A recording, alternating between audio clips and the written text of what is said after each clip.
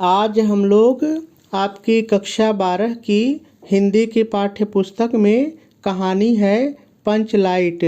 आज हम लोग इस कहानी के उद्देश्य को लिखना सीखेंगे, लेकिन सबसे पहले हम लोग एक बार प्रश्न को पढ़ेंगे, इसका मतलब समझेंगे, फिर उसके बाद हम लोग इसका उत्तर लिखना सीखेंगे। तो चलिए सबसे पहले हम लोग एक बार इस प्रश्न को पढ़ लेते हैं। तो देखिए, आपके बोर्ड के पेपर में इसी तरह से प्रश्न पूछेगा। पंचलाइट कहानी के उद्देश्य पर प्रकाश डालिए।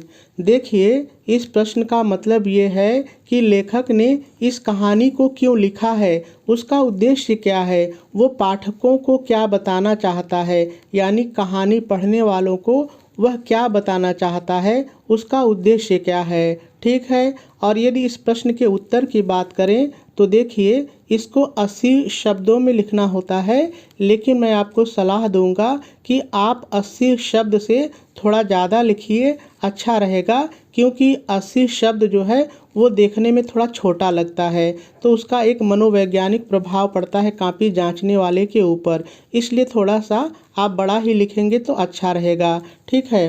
तो चलिए अब हम लोग इसका उत्तर लिखना सीखते हैं।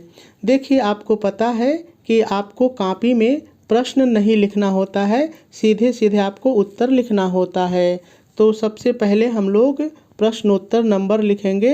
जो भी होगा आप पेपर में देख लीजिए, यहाँ पर डाल दीजिए। वैसे ये 6वें नंबर पर आता है, लेकिन फिर भी आप पेपर से कंफर्म हो लीजिए और वही नंबर यहाँ पर डालेंगे। प्रश्नोत्तर नंबर डालने के बाद कम से कम आपको 1 से 2 लाइन छोड़नी है। उसके बाद आपको फिर से हेडिंग डालनी है पंचलाइट। पंचलाइट और डैश डाल करके लिखेंगे कहानी का उद्देश्य। ठीक है। फिर 1 से 2 लाइन आप छोड़ेंगे। देखिए, यदि हम लोग उद्देश्य लिखने की बात करें तो आपके पेपर में ये प्रश्न आप कॉपी में 2 तरीके से लिख सकते हैं। पहला हेडिंग का प्रयोग करके और दूसरा बिना हेडिंग के, लेकिन मैं आपको हेडिंग का प्रयोग करके ही लिखना सिखाऊंगा। देखिए, इस हेडिंग को डालने के बाद आप 1 से 2 लाइन छोड़ेंगे और पहले थोड़ी सी भूमिका लिखेंगे। देखिए, थोड़ी सी आपको भूमिका लिखनी है, कहानी के बारे में थोड़ा सा लिखना है। क्या लिखना है, आप भी मेरे साथ पढ़िए। पंचलाइट कहानी फणीश्वर नाथ रेणु द्वारा लिखित एक आंचलिक कहानी है जो पाठकों के, देखिए पाठकों के का मतलब है जो कहानी पढ़ने वाले हैं, यानी हम और आप या कोई भी कहानी पढ़ रहा है वो। ठीक है। पाठकों का मतलब पाठक जाति मत समझ लेना। तो जो पाठकों के मनोरंजन के साथ साथ उन्हें ग्रामीण परिवेश के बहुत से पहलुओं से परिचित कराती है। कहानी के प्रमुख उद्देश्यों का वर्णन निम्नलिखित शीर्षकों के अंतर्गत किया जा सकता है। ठीक है। ये आपकी भूमिका पूरी हो गई। अब चलिए हम हेडिंग का प्रयोग करते हैं। तो पहली हेडिंग हम लोग डालेंगे समाज के बंटवारे से परिचित कराना, यानी पहली हेडिंग आपसे ये बता रही है कि पंचलाइट कहानी लिखने का उद्देश्य लेखक का है कि वो तत्कालीन समाज किस तरह से बटा हुआ था, उससे अपने पाठकों को, कहानी पढ़ने वालों को परिचित कराए। तो कैसे बटा था, चलिए पढ़िए, आप भी पढ़िए। प्रस्तुत कहानी में लेखक ने बताया है कि तत्कालीन समाज जाति के आधार पर कई टोलियों में बटा हुआ था, जैसे राजपूत टोली, बामन टोली यानी ब्राह्मण टोली, महतो टोली आदि। इस प्रकार कहानी के द्वारा लेखक का एक उद्देश्य पाठकों को जाति पर आधारित बटे हुए समाज से परिचित कराना है और कहानी का पहला उद्देश्य पूरा हो जाएगा। चलिए दूसरा उद्देश्य देखते हैं। आप दूसरी हेडिंग डालेंगे जातियों के मध्य आपसी द्वेष से परिचित कराना। अब लेखक कहानी इसलिए लिखा है कि जब कहानी कोई पढ़े तो उसको ये पता चल जाए कि जब कहानी लिखी गई थी उस समय जो समाज है किस तरह से जातियों में बटा हुआ था। तो अब मैटर क्या लिखेंगे, देखिए। इस कहानी में लेखक ने बताया है कि तत्कालीन समाज जातियों के आधार पर बटे होने के साथ ही साथ एक दूसरे से ईर्ष्या और द्वेष रखने वाला भी था। क्यों था? तो यदि आपने कहानी पढ़ा होगा तो आपको समझ में आ जाएगा।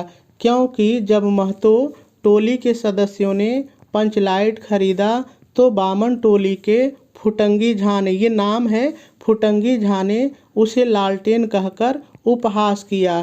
तो वहीं पंचलाइट जलाने की समस्या को देखकर राजपूत टोली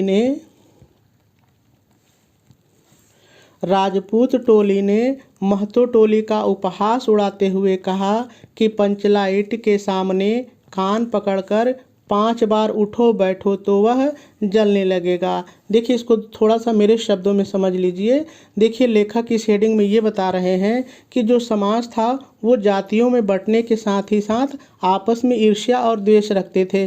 क्यों? क्योंकि जब महतो टोली के लोगों ने पंचलाइट खरीदा, पेट्रोमैक्स खरीदा, तो जो बामन टोली का एक सदस्य था फुटंगी झा, वो व्यंग कसता है, उसको ताने मारता है कि तुमने लालटेन कितने में खरीदी। ठीक है, लालटेन कह कर के उपहास किया, जबकि वो पेट्रोमैक्स था।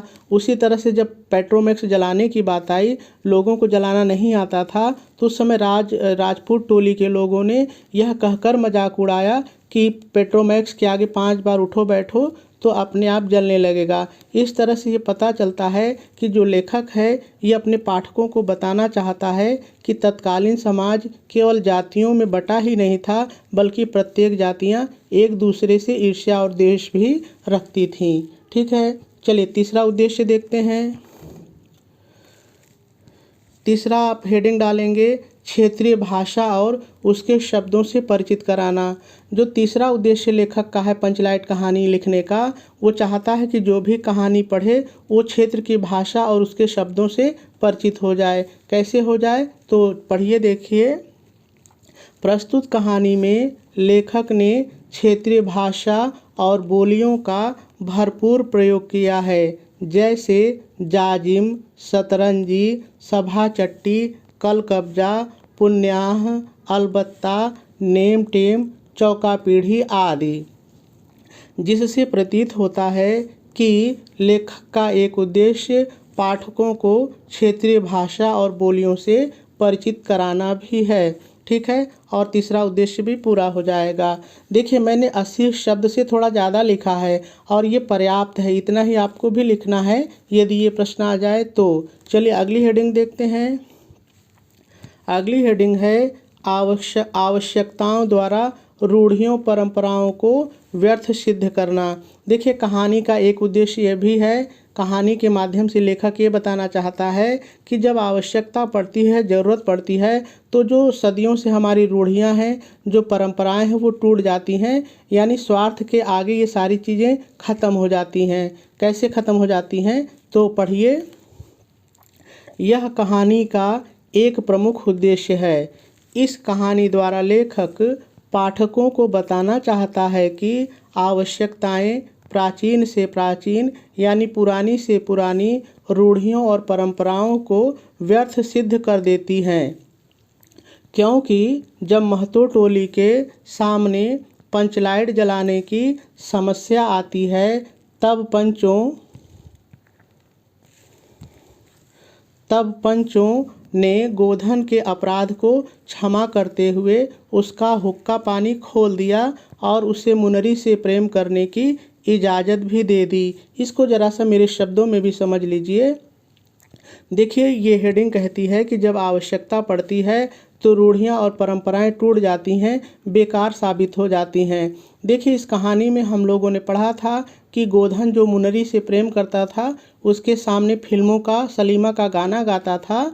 तो जो पंच थे, जो महतो टोली के सरपंच थे, उन्होंने उसका हुक्का पानी बंद कर दिया, उसे जाति से बाहर निकाल दिया। ठीक है, लेकिन जब पंचलाइट जलाने की बात आई तो केवल गोधन ही पंचलाइट जलाना जानता था। ऐसे में जो पंच हैं, जब ज़रूरत आई, गोधन की आवश्यकता पड़ी, तो गोधन के ऊपर जो प्रतिबंध था, सामाजिक बहिष्कार था, उसको ख़त्म कर दिया, उस परंपरा को उसने तोड़ दिया। तो लेखक यहाँ पर यही बताना चाहता है कि लेखक का एक उद्देश्य ये भी है कि बताना चाहता है कि जब आवश्यकताएं पड़ती हैं तो पुरानी से पुरानी परंपराएं भी टूट जाती हैं। ठीक है, चलिए अगला उद्देश्य देखते हैं। अगला उद्देश्य है समाज के नियमों से परिचित कराना। ठीक है, देखिए समाज के नियमों से परिचित कराने का क्या मतलब है, ज़रा सा पढ़िए। प्रस्तुत कहानी में लेखक ने बताया है कि समाज के प्रतिकूल आचरण करने वालों पर जुर्माना लगाया जाता था और जुर्माना न देने पर उसका हुक्का पानी बंद कर दिया जाता था। इसका मतलब है कि समाज के कुछ नियम भी थे। देखिए इसके अलावा कहानी के बहुत सारे उद्देश्य हैं जो लिखे जा सकते हैं, जैसे तत्कालीन समय में गांव की अनपढ़ दशा को दिखाना, गांव के पिछड़ेपन को दिखाना या मुसीबत पड़ने पर जातियों का एक हो जाना। बहुत सारे उद्देश्य हैं, लेकिन हमको केवल 80 शब्द ही लिखना है, इसलिए इतना पर्याप्त है। तो मेरे ख्याल से आपको बात समझ में आ गई होगी।